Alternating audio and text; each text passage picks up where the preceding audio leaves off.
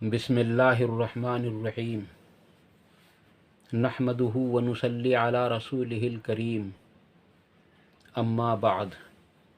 فاعوذ باللہ السمیع العلیم من الشیطان الرجیم بسم اللہ الرحمن الرحیم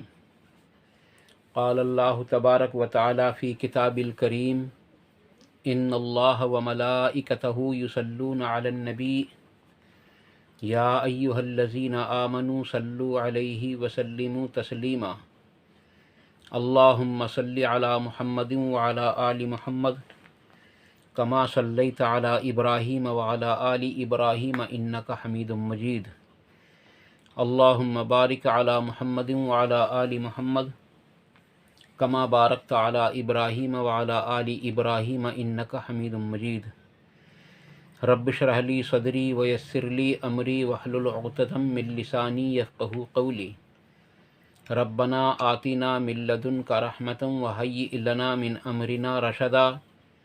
لا الہ الا انت سبحانک انی کنت من الظالمین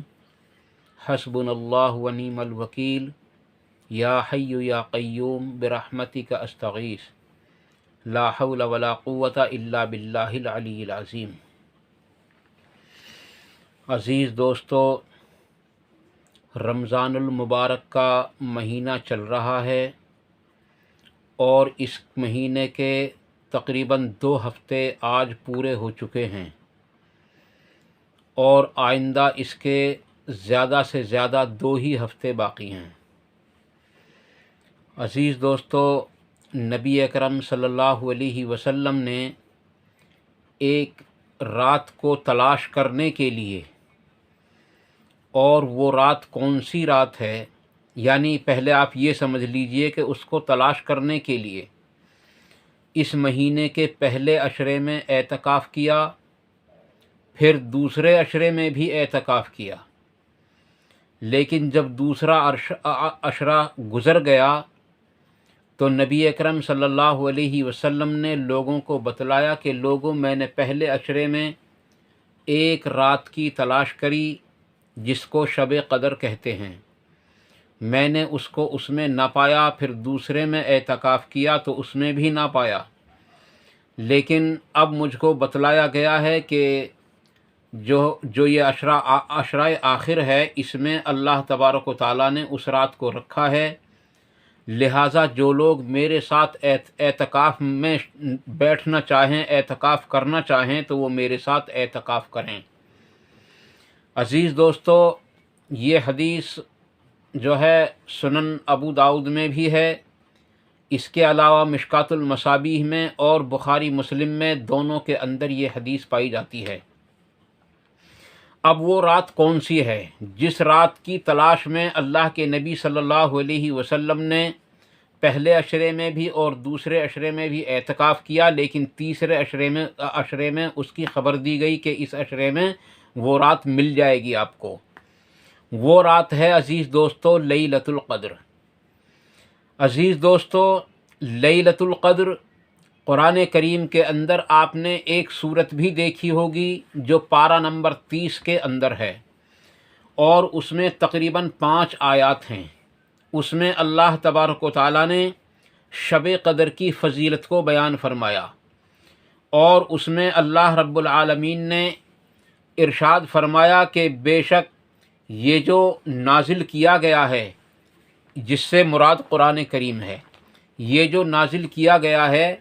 یہ قرآن جو یعنی کہ نازل جو کیا گیا ہے، یہ شب قدر میں نازل کیا گیا ہے۔ عزیز دوستو، اس سے پہلے اللہ تبارک و تعالیٰ نے قرآن کریم کے اندر پارہ نمبر 2 میں اور سورت نمبر 2 میں اللہ تعالیٰ ارشاد فرماتا ہے، شہر رمضان الذی انزل فیہ القرآن،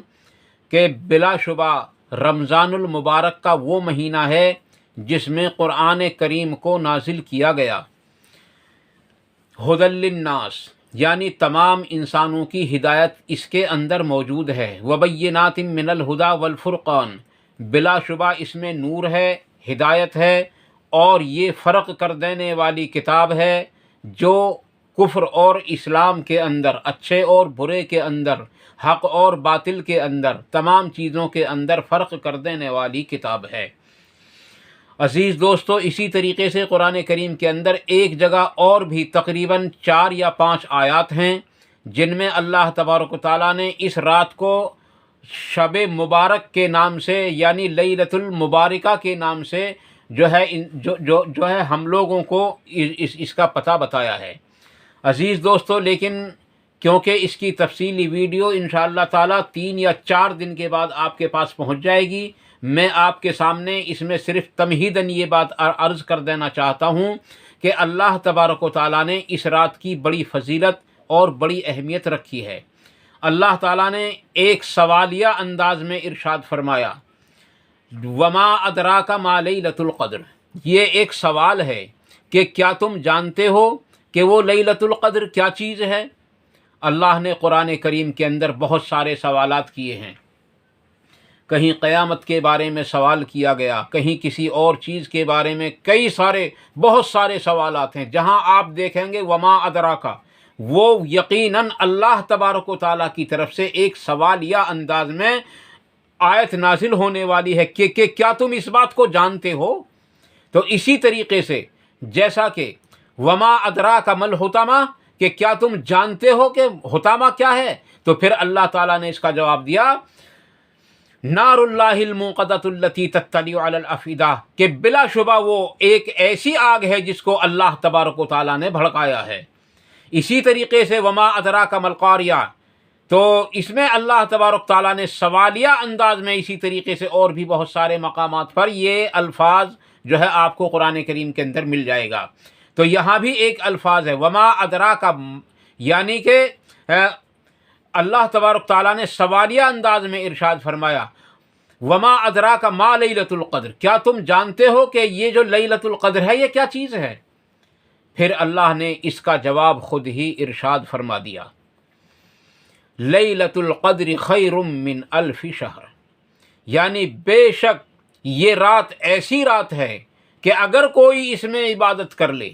اگر کوئی اس میں اللہ تبارک و تعالیٰ کے سامنے کھڑا ہو کر اس کے قرآن کی تلاوت کرے یا بیٹھ کر قرآن کریم کی تلاوت کرے، اس کے لیے نماز پڑھے، اس کے لیے رکوع کرے، اس کے لیے سجدے کرے اور اس کے لیے جو ہے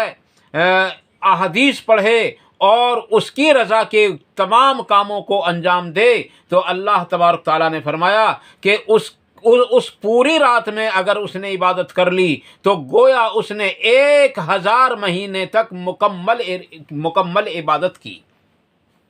عزیز دوستو، پہلا سوال اللہ تبارک و تعالیٰ نے کیا تھا کہ کیا تم جانتے ہو کہ یہ شب قدر کیا ہے؟ اب دوسرا سوال میں آپ سے کر رہا ہوں۔ عزیز دوستو، کیا آپ جانتے ہو کہ اس میں اگر کوئی آدمی عبادت کرے تو کتنا بڑا ثواب ملے گا؟ اللہ کی قسم، قرآن کریم کی آیت کے ترجمے سے اور اس کو اگر ہم جو ہے عدد کے اعتبار سے اس کو نکالتے ہیں، یعنی اس کا وقت نکالتے ہیں کتنا نکلتا ہے، تو اللہ کی قسم اس کا جو وقت نکلتا ہے وہ کم سے کم نکلتا ہے 83 سال 4 ماہ۔ 83 سال 4 ماہ اس کا ایک رات کی عبادت کا ثواب اللہ تبارک تعالیٰ نے اس رات کی عبادت میں ثواب اللہ نے رکھا ہے کہ اگر کوئی شخص اس میں اللہ تبارک تعالیٰ کے سامنے جاگ کر اس کی عبادت کر لے، اس کو راضی کرنے کی کوشش کر لے، تو یقیناً اللہ تبارک و تعالیٰ اس کو 1000 مہینوں کی راتوں کے برابر عبادت کرنے کا، 1000 مہینوں کے برابر، راتوں کا تو ذکر ہی نہیں ہے پھر اس میں، 1000 مہینوں کے برابر، یعنی رات اور دن جوڑ کر 1000 مہینوں کے برابر اللہ تبارک و تعالیٰ اس پر اجر عطا فرماتا ہے۔ اس سے یہ پتہ چلا جو شخص اس رات میں 1 گھنٹہ جاگے، 1 گھنٹہ، اس کو 1000 گھنٹے جاگنے کے 2000 گھنٹے جاگنے کا ثواب ملے گا۔ کیونکہ عزیز دوستو، یہ جو اس کی فضیلت بیان کی جا رہی ہے وہ صرف 12 گھنٹے کی بیان کی جا رہی ہے، اور اس کی فضیلت کو جو آگے مکمل کیا ہے اللہ تبارک و تعالیٰ نے 1000 مہینوں پر، وہ رات اور دن دونوں کو مکمل کر کے بتلایا ہے، رات اور دن دونوں کو مکمل کر کے بتلایا ہے۔ اس لیے فرمایا خیر من الف شہر، یہ بہتر ہے 1000 مہینوں سے بھی، ہاں یہ 1000 مہینوں سے بھی بہتر ہے۔ اور اللہ نے قرآن کریم کے اندر اس کو 1000 مہینوں سے بہتر قرار دیا ہے، لیکن کوئی نہیں بتا سکتا، کوئی اندازہ نہیں لگا سکتا کہ 1000 مہینوں سے یہ کتنی بہتر ہے، کتنی بہتر ہے۔ تو کم سے کم عزیز دوستو 1 گھنٹہ اگر کوئی جاگے اس رات میں، تو گویا اس نے اللہ تبارک و تعالیٰ کی 2000 گھنٹے تک عبادت کی۔ جو شخص 1 منٹ اس میں جاگے تو اللہ تبارک و تعالیٰ کی گویا اس نے 2000 منٹ تک عبادت کی۔ اسی طریقے سے آپ سمجھ لیجئے ہر سیکنڈ اور ہر منٹ اور ہر گھنٹے کو اور پوری رات کو۔ عزیز دوستو اس میں جاگنا بڑی سعادت کی بات ہے، اور جب میں اس کی مفصل ویڈیو آپ کے سامنے لانے کی، جیسا کہ میرا ارادہ ہے، اللہ کرے کہ میں اس کو لاؤں آپ کے سامنے، تو آپ کو اس بات کا بھی پتہ چل جائے گا کہ یہ جو لوگوں نے ہم کو شب برات کے نام پر دھوکہ دیا ہوا ہے، اس کی حقیقت کیا ہے۔ عزیز دوستو وہ شب برات نہیں ہے، وہ شب قدر ہے، وہ رمضان المبارک کے مہینے میں آتی ہے، نہ کہ جو ہے شعبان کے مہینے میں آتی، وہ شعبان کے مہینے میں آتی ہی نہیں، وہ رمضان المبارک کے مہینے میں آتی ہے۔ اور جو لوگ اس حدیث کا سہارا لے کر شعبان کے مہینے میں اس کو قرار دیتے ہیں، وہ یقیناً ایک ضعیف روایت کی طرف لوگوں کو کھینچ رہے ہیں، جس کا ثبوت مکمل طریقے سے ملتا ہی نہیں۔ نبی اکرم صلی اللہ علیہ وسلم تو رات کے وقت کسی بھی رات میں آپ اللہ کی عبادت کرتے تھے، اور کسی بھی رات میں قبرستان چلے جایا کرتے تھے، اس میں جو ہے شب برات والی رات کا ہی کیا ذکر ہے۔ اور پھر آپ صلی اللہ علیہ وسلم نے، اگر اس حدیث کو ہم صحیح بھی مان لیں، تو آپ صلی اللہ علیہ وسلم نے ایک بار کے علاوہ کوئی اور حدیث پیش کر دے، چلو ضعیف ہی جیسا کہ یہ حدیث پیش کر رکھی ہے ضعیف، تو ضعیف حدیث ہی پیش کر دے، لیکن نہیں کر سکتا عزیز دوستو، کیونکہ شب برات کا ذکر ہی نہیں، نہ قرآن کریم کے اندر اور نہ احادیث نبویہ کے اندر۔ عزیز دوستو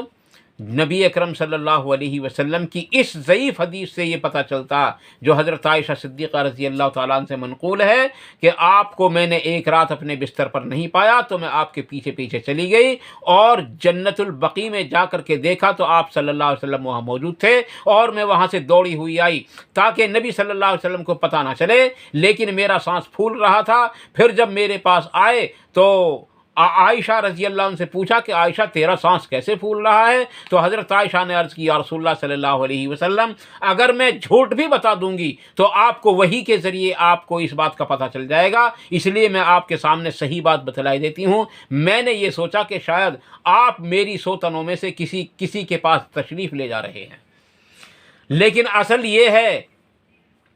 یہ ہے کہ آپ تو قبرستان گئے تھے۔ تو عزیز دوستو نبی اکرم صلی اللہ علیہ وسلم نے نہ حضرت عائشہ کو جگایا، نہ صبح کو کسی کو بتایا کہ آج شب برات ہے، اور نہ نبی اکرم صلی اللہ علیہ وسلم کے زمانے میں اس میں جاگتے تھے لوگ، اور نہ ابو بکر صدیق رضی اللہ عنہ کے زمانے میں اس میں جاگتے تھے لوگ، اور نہ حضرت عمر فاروق رضی اللہ عنہ کے زمانے میں اس میں جاگتے تھے لوگ، اور نہ ہی جاگتے تھے عثمان کے زمانے میں، اور نہ ہی جاگتے تھے علی رضی اللہ عنہ کے زمانے میں۔ یہ 4 خلیفہ ہیں نبی اکرم صلی اللہ علیہ وسلم کے، چاروں خلیفاؤں کے زمانے میں ایسا کبھی بھی نہیں ہوا۔ اس کے علاوہ کافی عرصے تک یوں ہی چلتا رہا، پھر پتہ نہیں کہاں سے اس شب برات کا لوگوں نے نکال کر لائے، اور اللہ کی قسم جب یہ شب برات کی حدیثیں اور قرآن کی آیات پیش کرتے ہیں نا، تو جھوٹ موٹ کے لیے ساری حدیثیں اور ساری قرآن کریم کی آیات جتنی بھی ہیں وہ سب شب برات یعنی شب قدر والی پیش کرتے ہیں۔ یہ جھوٹ ہے دھوکہ ہے، فریب ہے، یہ اسلام نہیں ہے، بلکہ یہ اسلام سے ہٹ کر ہے۔ اس میں اسلام کی حدود کو توڑا جاتا ہے اور عبادت بھی اللہ کے نبی صلی اللہ علیہ وسلم کے طریقے پر نہیں کی جاتی۔ عزیز دوستو، اجتماعی عبادت تو ہرگز کہیں بھی کسی بھی حدیث سے کہیں بھی ثابت نہیں ہوتی۔ اجتماعی عبادت تو صرف اللہ تبارک تعالیٰ نے فرض نمازوں کو بتلایا ہے، جمعے کی نماز کو بتلایا ہے، عیدین کی نماز کو بتلایا ہے اور جنازے کی نماز کو بتلایا ہے۔ اس کے علاوہ عزیز دوستو چند ایک بات اگر میرے علم میں اس وقت موجود نہیں ہے، چند ایک بات کے سوا اور کسی میں اجتماعی عبادت کا کوئی ثبوت قرآن اور حدیث کے اندر نہیں ملتا۔ اور یہ بھی واضح رہے کہ یہ جو ہمارے پیر صاحبان، ہمارے بزرگ صاحبان کے یہاں جو مجلسیں ہوتی ہیں، یہ جو اللہ اکبر کی گردن توڑ موڑ کر جو اس کا ذکر کیا جاتا ہے اور پیچھے ان کے مریدین بھی بیٹھ کر کے اور اسی طریقے سے گردن توڑ موڑ کر کے اللہ کا ذکر کرتے ہیں، سبحان اللہ پڑھتے ہیں، الحمدللہ پڑھتے ہیں، اللہ اکبر پڑھتے ہیں، لا الہ الا اللہ پڑھتے ہیں، آپ سنن دار میں اٹھا کر دیکھو اور حضرت عبداللہ ابن مسعود رضی اللہ عنہ کا قول اٹھا کر دیکھو، آپ کی کتنی بڑی ڈانٹ ہے ایسے لوگوں کے لیے جو اس طریقے سے اجتماعی طور پر اللہ تبارک تعالیٰ کا ذکر کرنے والے ہیں۔ بہرحال اس کا موضوع نہیں ہے، آج موضوع تھا ایک تمہیداً آپ کے سامنے شب قدر کی فضیلت کو تھوڑا سا اجاگر کرنے کے لیے اب میں آپ کے سامنے ایک مختصر سی حدیث پیش کر کے اپنی ویڈیو کو مکمل کیے دیتا ہوں۔ نبی اکرم صلی اللہ علیہ وسلم نے ارشاد فرمایا، جو شخص ایمان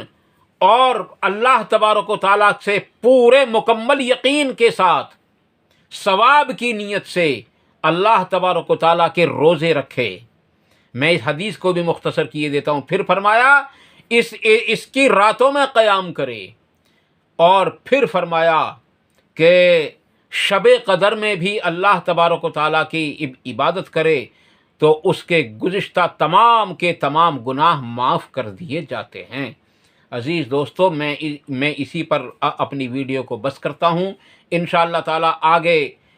یہ میں نے تمہیداً آپ کے سامنے جو ہے بات بیان کر دی ہیں۔ انشاءاللہ تعالیٰ میں کوشش کروں گا کہ مکمل ترجمے کے ساتھ جو قرآن کی آیات ہیں 1 اور 5 6 آیات، تو یعنی ایک آیت تو قرآن کریم کے دوسرے پارے کے اندر موجود ہے اور 5 آیات سورہ لیلۃ القدر کے اندر موجود ہیں۔ اس کے سوا ایک اور جگہ قرآن کریم کے اندر میں اس کو تلاش کر کے وہ تقریباً 3 یا 4 یا 5 آیات ہیں، اس میں بھی اللہ تبارک تعالیٰ نے شب قدر کا ذکر فرمایا ہے۔ ان کا مختصر ترجمہ آپ کے سامنے پیش کروں گا اور مختصر خلاصہ بھی آپ کے سامنے پیش کرنے کی کوشش کروں گا، اور ان آیات کے ذیل میں یعنی تقریباً